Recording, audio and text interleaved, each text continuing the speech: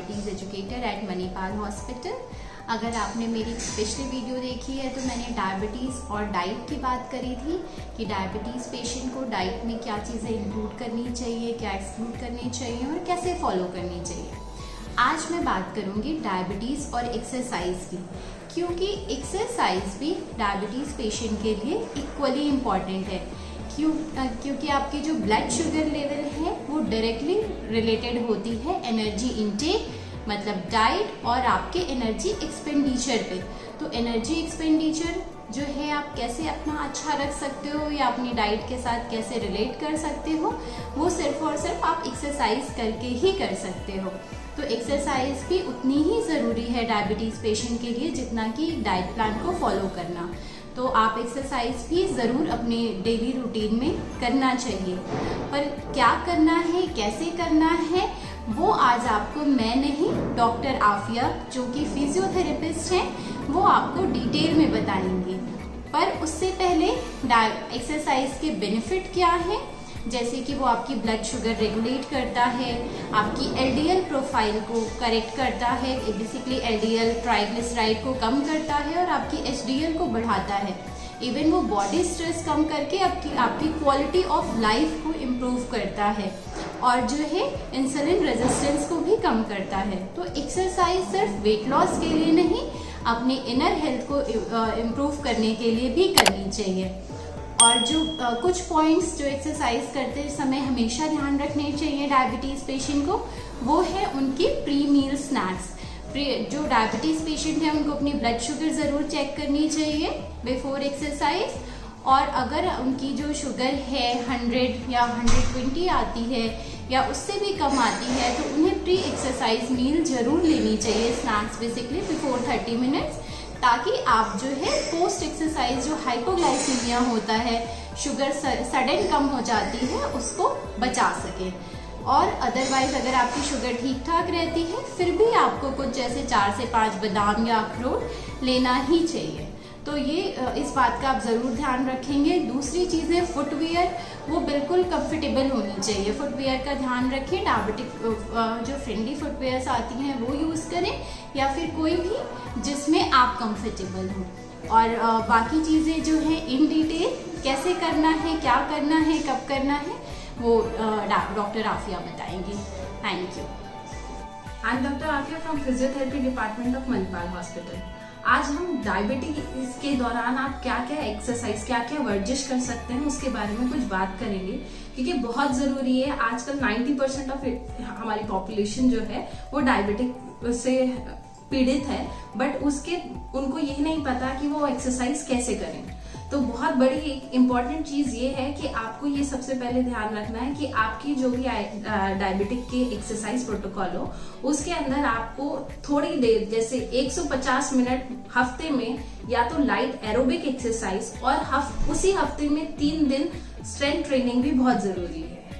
अगर आप कंफर्टेबल हैं लाइट विग्रेस एरोबिक एक्सरसाइज के साथ, तो दूसरी चीज क्या है, 90 मिनट आप विग्रेस जैसे जॉगिंग हो गई, आप स्विमिंग, ये करके और उसके साथ स्ट्रेंथ ट्रेनिंग आप इंक्लूड कर सकते हैं। इस टाइम पे जो सबसे बड़ी प्रॉब्लम जिसे कहते हैं लोग फेस करते हैं क्या कि उनकी ना रेगुलरिटी मेंटेन नहीं होती, क्योंकि जो भी वो प्रोटोकॉल, जो भी वो अपना रूटीन बनाते हैं उसके अंदर ये होता है कि वो प्रैक्टिकल रूटीन नहीं रहता। तो उसके लिए बहुत ज़रूरी है रेगुलरिटी मेंटेन करना। अगर 5 मिनट भी वॉक कर रहे हैं इट्स फाइन, ज़रूरी नहीं है पहले दिन से ही आप शुरू कर दें 15 मिनट, 20 मिनट या आधा घंटा। इम्पॉर्टेंट है रेगुलरिटी मेंटेन करना। जैसे ही रेगुलरिटी आने लगे देन यू कैन प्रोग्रेस, या तो टाइम इंक्रीज कर लें या स्पीड इंक्रीज कर लें।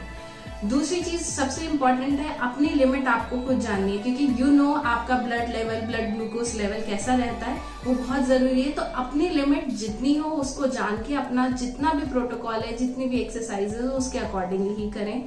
थर्ड चीज कि जब भी आप एक्सरसाइज करें ना, अपने आप को प्रोटेक्ट करें। दैट इज आपकी फीट, आपकी आईज, आपकी किसी भी बॉडी पार्ट में कहीं पे भी कुछ कमरे, क्योंकि उस टाइम पे हमारा ध्यान सिर्फ अपनी एक्सरसाइज पे होता है और कहीं ना कहीं जैसे कभी कभी फुटवेयर हमारे ठीक नहीं होते या कभी बहुत टाइट क्लोथिंग होती है, उससे हमें प्रॉब्लम हो सकती है। तो आपको ये भी चीज ध्यान में रखनी है।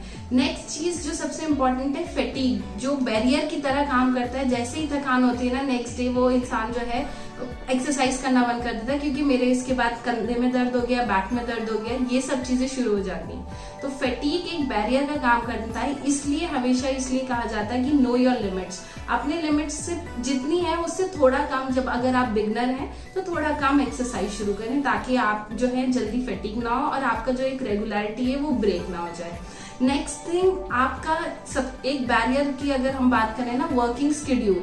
तो हमेशा जब भी आप अपना आपकी एक्सरसाइज, जैसे if you are working in office या फिर आपका कोई बिजनेस है ये, तो अपनी एक्सरसाइज को ब्रेक कर ले। दैट इज, अगर वॉकिंग मॉर्निंग कर रहे हैं तो कुछ जो एक्सरसाइज है स्ट्रेंथ वो इवनिंग में रख दें, या अपनी एरोबिक क्लास जो है वो आप इवनिंग में कर लें, या फिर आप वॉकिंग शाम में कर लें। थोड़ी जो जर्नल एक्सरसाइजेज हैं जो 15-20 मिनट्स पर डे पे आएगा वो आप मॉर्निंग में कर लें। तो इसलिए वर्क शेड्यूल के साथ आप कैसे अपनी एक्सरसाइज रेजिमेंट को भी मेंटेन कर सकते हैं, रेगुलराइज कर सकते हैं, वो आप लोगों को देखना बहुत जरूरी है। सिर्फ एक्सरसाइज ही नहीं, आपको अपनी लाइफस्टाइल मॉडिफाई भी करना पड़ेगा, जैसे कि यूज ऑफ स्टेयर्स हो गए, और घर पे भी ज्यादातर कोशिश करें कि कुछ भी सामान हो ये थोड़ा दूर रखें जो आपको डे टू डे नीड में चाहिए, आप उठ के जाएं। थोड़ा लेजी इन द सेंस, थोड़ा लेजी अपने लाइफस्टाइल के अंदर चेंज करके उसको थोड़ा मोर एक्टिव फॉर्म में ले आए।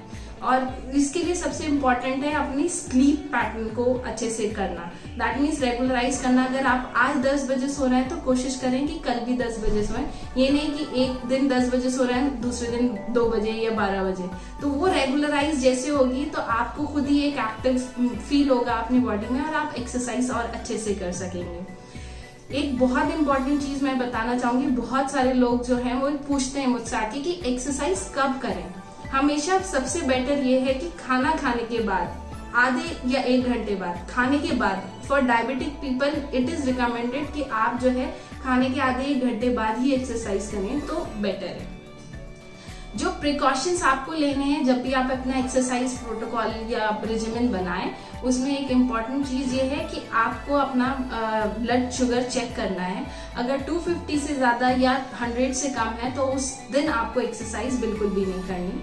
रेटिनोपैथी अगर किसी को आने लगा है, स्टार्ट होने लगा है, उसमें हाई स्टर्नस एक्सरसाइज, कोई भी विग्रेस एक्सरसाइज नहीं करनी। उसमें भी स्ट्रेंथ ट्रेनिंग जो है अंडर किसी फिजियोथेरेपिस्ट या अपने कोई ट्रेनर उसके अंदर सुपरविजन में करें, जिनको भी रेटिनोपैथी स्टार्ट हो गए हैं। हाइड्रेशन बहुत इंपॉर्टेंट चीज है। मोस्ट ऑफ द टाइम जो ब्लड लेवल एकदम अप डाउन होता है वो इसी वजह से, क्योंकि एक्सरसाइज से पहले या बाद बीच में हाइड्रेशन लेवल मेंटेन नहीं रहता। तो अपने आप बॉडी के अंदर उसका भी आपको लेवल मेंटेन रखना है। आपको ये सारे पॉइंट्स को बहुत ध्यान में रखना है जब भी आप अपने लिए एक्सरसाइज करें या कुछ भी आप अपने आप सुपरविजन के अंदर अपना वो एक्सरसाइज बनाते हैं। ये पॉइंट्स को ध्यान रखते हुए आप अपनी एक्सरसाइज कंटिन्यू करें। कोई भी प्रॉब्लम हो, कुछ लग रहा है कि नहीं हो पा रहा है, तो you can come to us and we can help you in that.